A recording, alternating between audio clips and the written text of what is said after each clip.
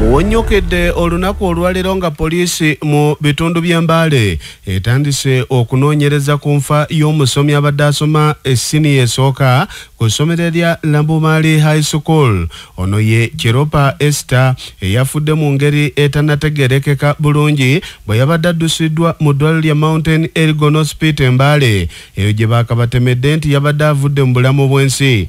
Kati maama w'omugenzi ye Muduwa Jane addukidde ku poliisi okwekubirira enduulu ayagala kufuna bwenkanya ku nfa ya muwala we, essomero libe nga limutegeeza biki ebyatuuse. Wayogerera poliisi mu bendobendo lya Elgon ye SP Rogers Taitika akakasizza bino.